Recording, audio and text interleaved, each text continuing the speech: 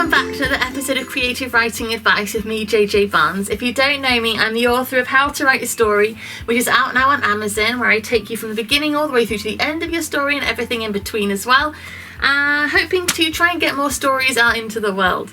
Over here on YouTube, I'm doing my Creative Writing Advice series, where I take some writing advice, some tips and tricks and techniques, I break them down and hopefully make them as accessible as possible so you can use them in your own story.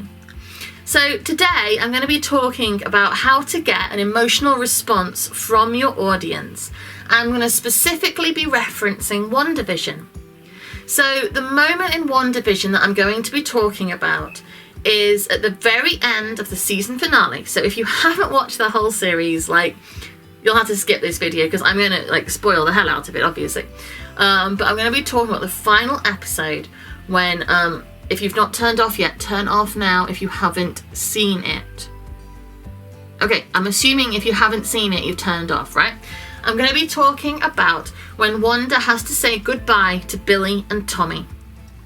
And obviously Vision, but I'm going to be talking about Billy and Tommy specifically.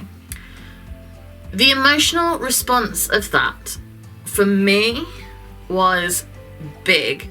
Partly, obviously, because I'm a mother myself, but because of the writing of that, the characters, the way it's been built to. So what I'm going to do, I'm going to talk to you a little bit about what happens in that, why it works so well, and yeah, how you can replicate that experience so that your audience will have that incredibly strong emotional response with your own writing. So, Wanda. At the beginning of WandaVision, obviously, she is in black and white and she's brought Vision there. And she's trying to find her place in the world. She's trying to, create a world where she and Vision can live and be safe, and mirroring it after her own love of childhood sitcoms. She's trying to create somewhere that they can be. And part of her dream life is that they have children, which obviously she gets pregnant very, very quickly in episode 2, and then in episode 3 the babies are born, and they are Billy and Tommy. The way they build for those characters to have that end is masterful and evil. And evil in a really good writer way, because being evil with your skillful manipulation of human emotion is pretty brilliant for writing. So they make you see and care about Wanda. Her love for her children that is so fierce and so deep and so real. And when the boys are in danger and threatened, when Agatha has them on the big dog leads, and Wanda's fierce mother protection instinct is there. This woman is in pain. This woman is in so much pain, and she has lost so much, and you get to go back in time and watch her lose even more. You get to watch her lose her family. You watch her lose her brother. You watch all of this happen. So you start to see why this world is so important to her. She's created it to survive because the pain of not being there is so intense. And these kids aren't just nothing. They're not robot children. They are real children made from the love she has with Vision, and it's beautiful. So by the time it gets to the end and you see Wanda having to make that choice to sacrifice her own children, it's brutal. And it's been built to. And her love and dependency on those kids has been built to. So you know it has to come, and you don't want it to, and you desperately don't want it to, but it's coming, and you know it's coming.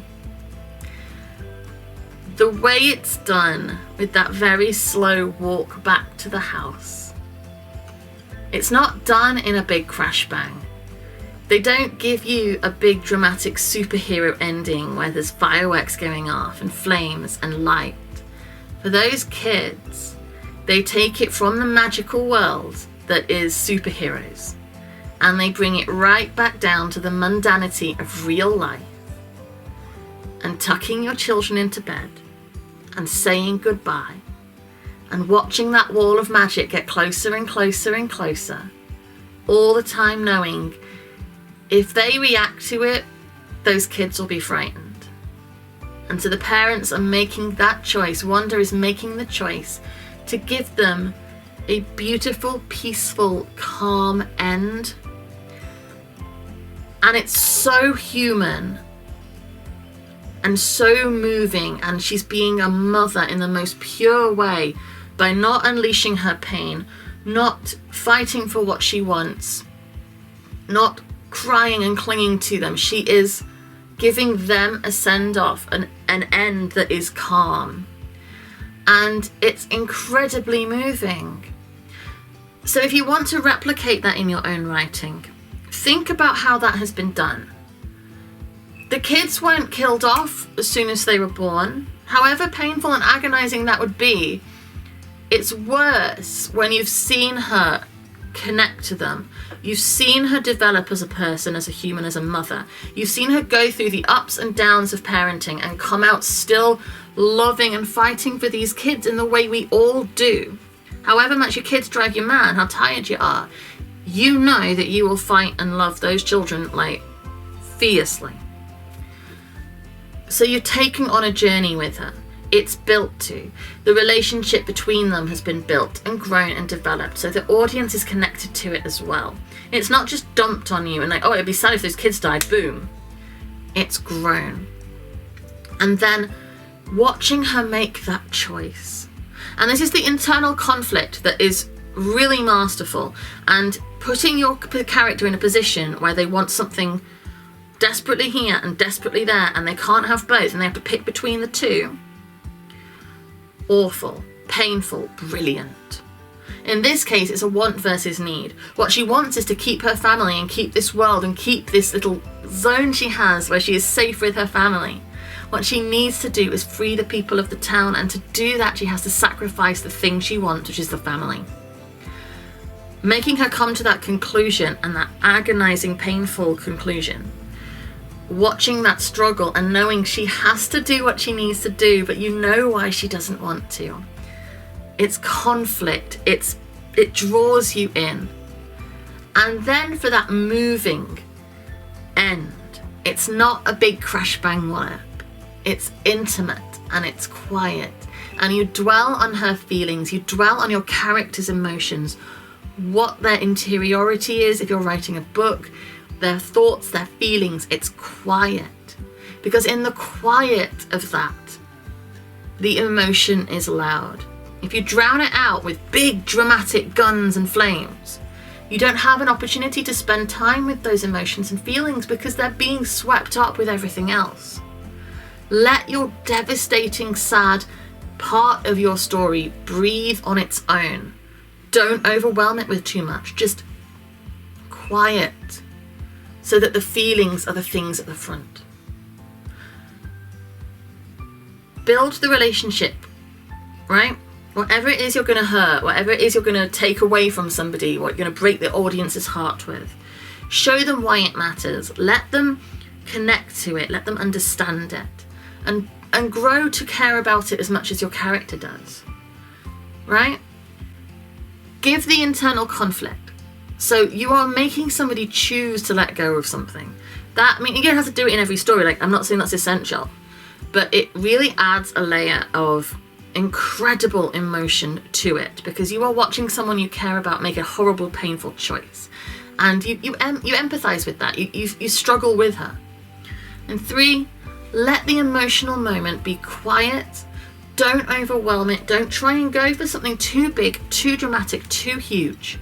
Just let it breathe, let it be quiet, and let the emotional pain that you are causing be the focus.